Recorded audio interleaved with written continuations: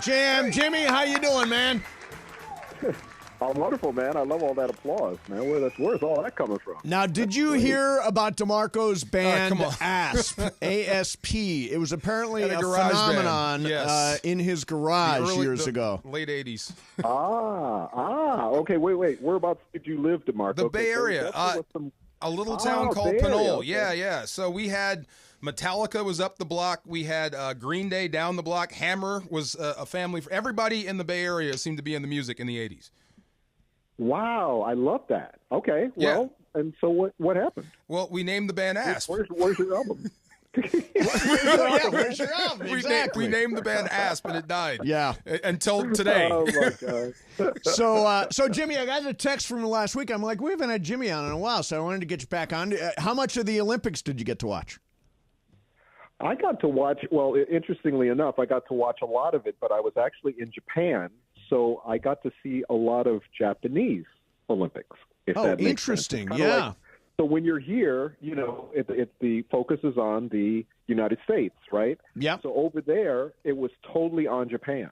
So I got to see a whole lot of Japanese Olympics.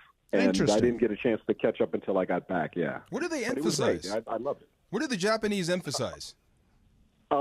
Well, they had I think I saw both a women's and a men's basketball game. I saw, but also I think badminton, table tennis. They had a really good diver that was in the platform. He was good.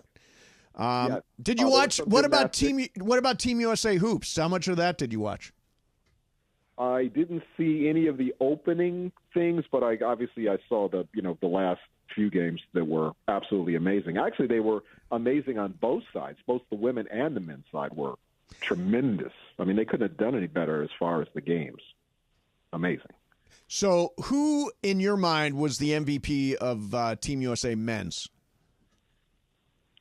Oh, I'd say LeBron, because I think he was the glue for every one of the games.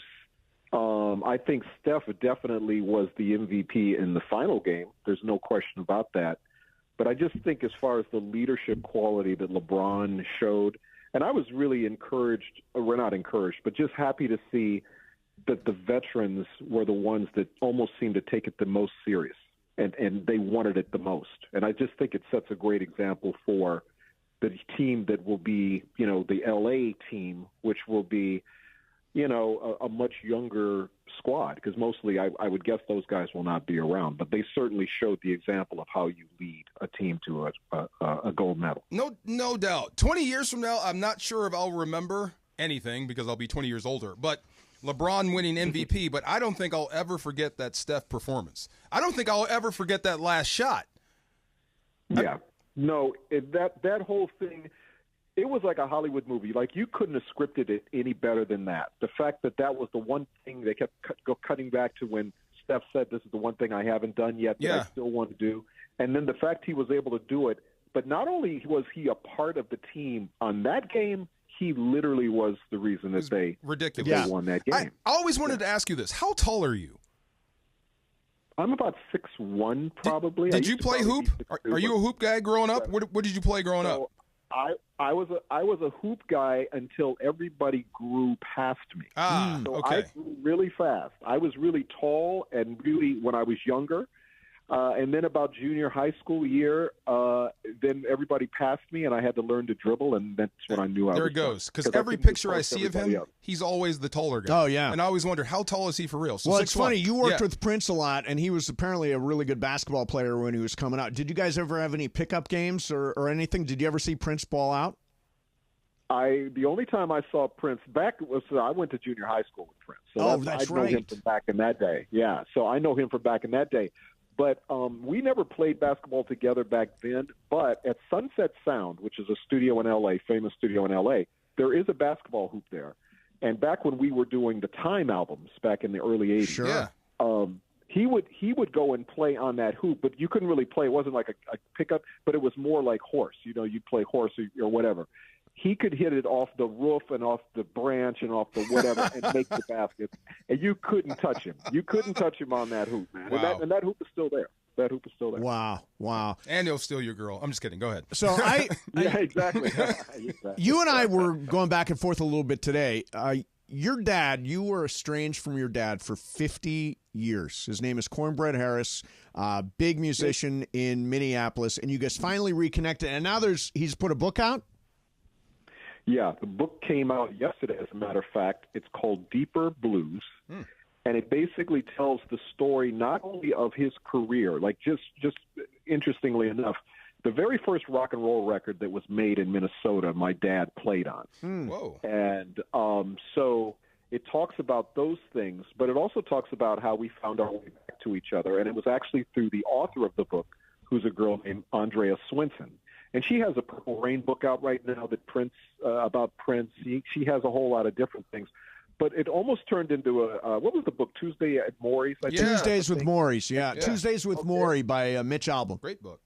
Okay, so this turned into that because what happened was she said, I'm with your dad every Tuesday, and would you zoom in and just as we talk, just some things he can't remember, maybe fill in some blanks and do those kinds of things.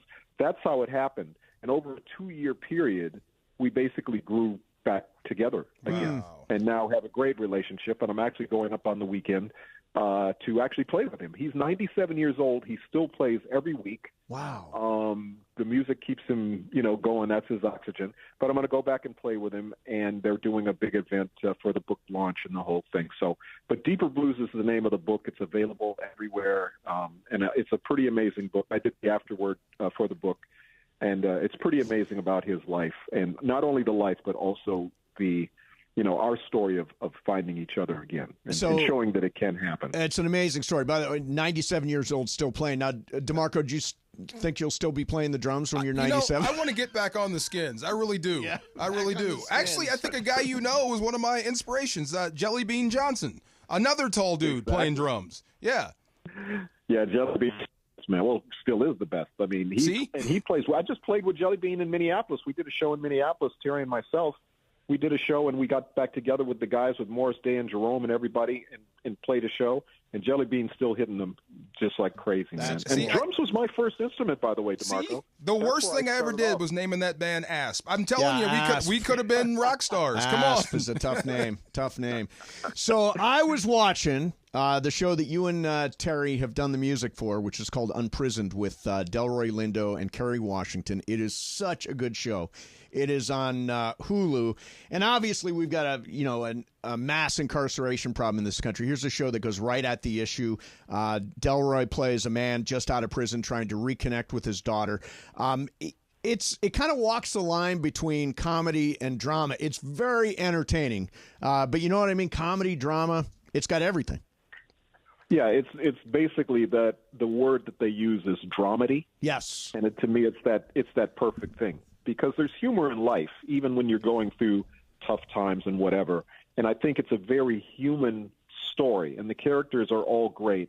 And I got to tell you, my thing, and I love Kerry Washington, obviously, everything she does is just so high quality.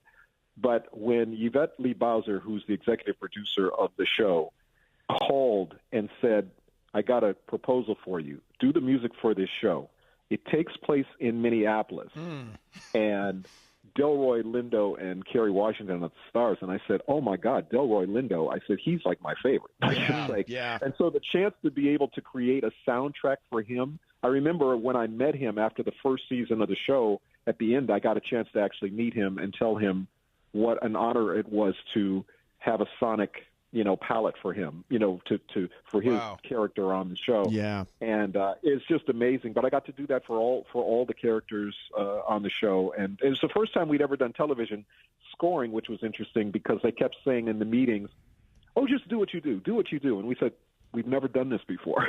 So, but luckily we had people walk us through it, and we had a great team of people. The creatives across the board on it are amazing. And by the way, Mace, if you've seen season 1, and that's a great setup, you got to see season 2. It's streaming now. It is an amazing season, and the growth of the characters, I think you will love. If you love the first season, I think you'll really get into the second season. Well, listen, the show is called UnPrisoned. It is on Hulu. By the way, the music works. I mean, it's very music forward, and it really, really works. It sounds great. Obviously, the show, the cast is terrific. Delroy Lindo, Kerry Washington. It's on Hulu, and everybody should check it out. And tell me the name of the book one more time about your dad. The book is called Deeper Blues. Excellent, Deeper excellent, Blues. Yep. Awesome. Hey, let's do this soon. Okay, let's have you back soon. Absolutely, man. Okay, cool. Honor. Wow. There is Jimmy Jam joining us. Yeah, very cool.